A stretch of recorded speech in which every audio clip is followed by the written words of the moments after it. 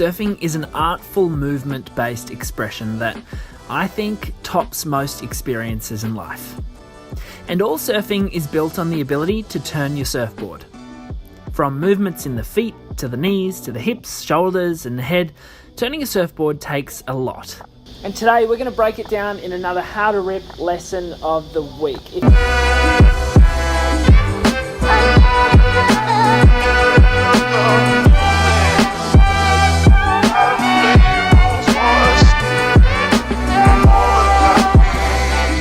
But why do we need to turn a surfboard?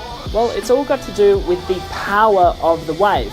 Turning a surfboard allows us to chase down the highest power zone on the wave in order to continue riding it. If surfers just caught waves and went straight, they would lose momentum and quickly end their ride without much of the fun.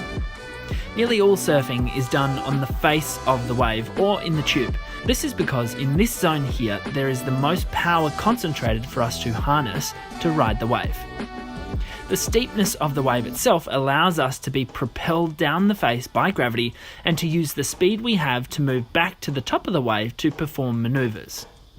So, this is why we turn on a surfboard. Let's look at the how.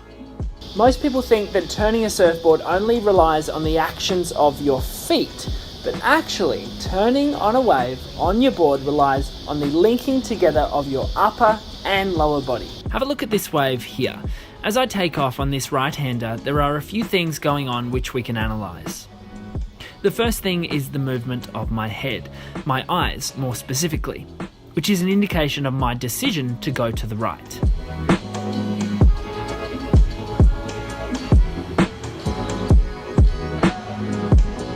This is very important because it is this initial movement which fires off a kinetic chain of events to initiate the turning of me and my surfboard. As we watch this manoeuvre, notice the chain of movement. Eyes and head turn back down the wave, shoulders and upper body open up, the hips follow and the feet also rock back toward the heels to allow the outside rail of the board to dig into the water, assisting the turn.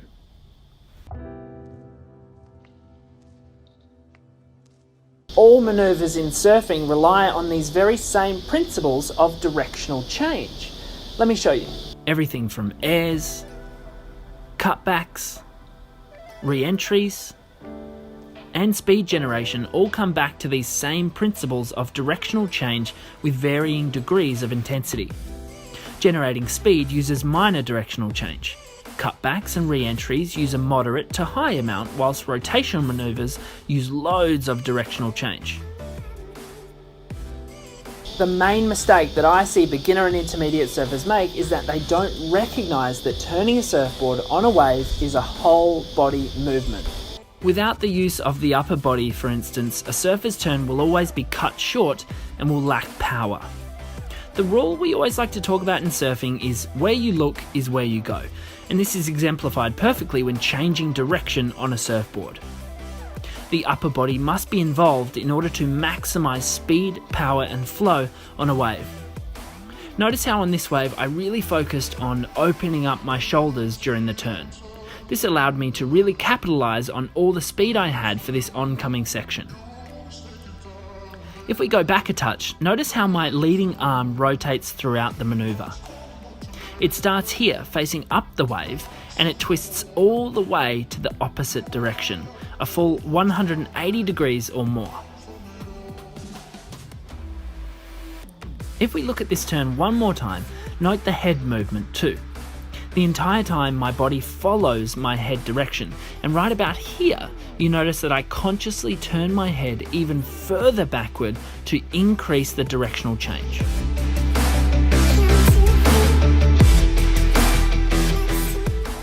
Let's have a quick look at a backside turn as well. On this left-hander, let's watch the process of the turn from start to finish. I identify the section on the wave that I'd like to hit and my head moves accordingly. For reference, my nose acts like an arrow indicating where I want to be on the wave. My leading arm rotates upward, creating a corkscrew-like movement for my lower body to follow. And then we see the directional change take place in the other direction to perform the manoeuvre.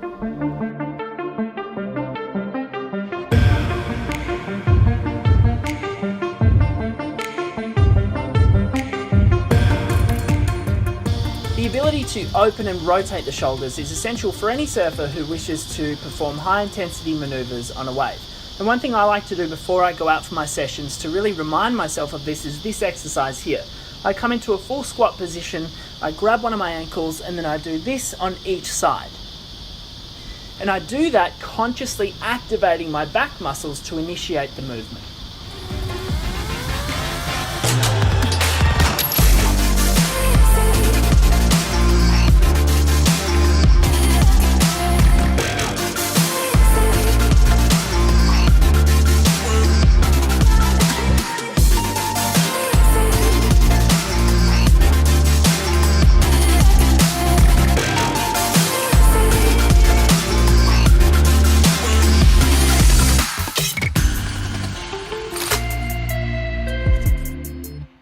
So that's what the upper body does. Now let's have a look at the lower body. If we analyze this wave here and focus in on what my lower body is doing, we can identify a few things. Number one, my back foot does most of the work. Because my back foot resides at the back of the board, this is where the directional changes must be initiated in the lower body. Imagine a boat. The steering and the motor is always at the back of the boat, turning it through the water. It's the same with your surfboard. Number two, you'll notice that I'm not being too heavy on my surfboard most of the time.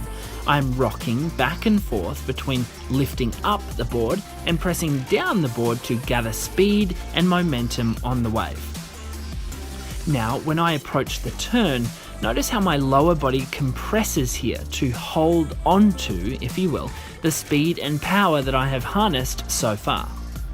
This lower squat position with bent knees is crucial to you laying out a turn in a powerful way. Getting lower to the surfboard increases my balance, but also allows me to open up and drive more force through the board as I complete the turn. Again, take note of the back leg as it stays a little compressed throughout the turn, driving the board into the wave and creating the spray you see here.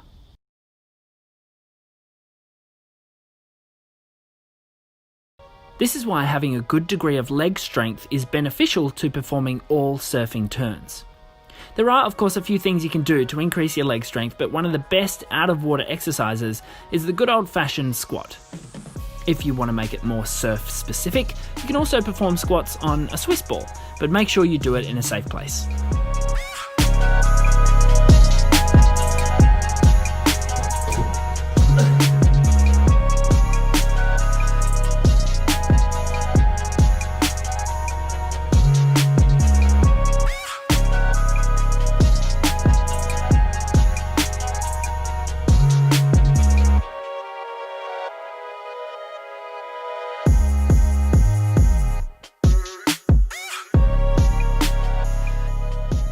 Let's talk about the type of board you're riding and how that affects your ability to turn. On larger surfboards, it takes more effort to turn on a wave. This is simply because the board is heavier and has more resistance against the water. This is why at Ha우투립 we've always recommended that beginners move from long, easy to stand up on boards to more of a hybrid fish style board as soon as possible. Smaller surfboards offer a far higher degree of performance on a wave because they are lighter and fit into the pocket of the wave much easier.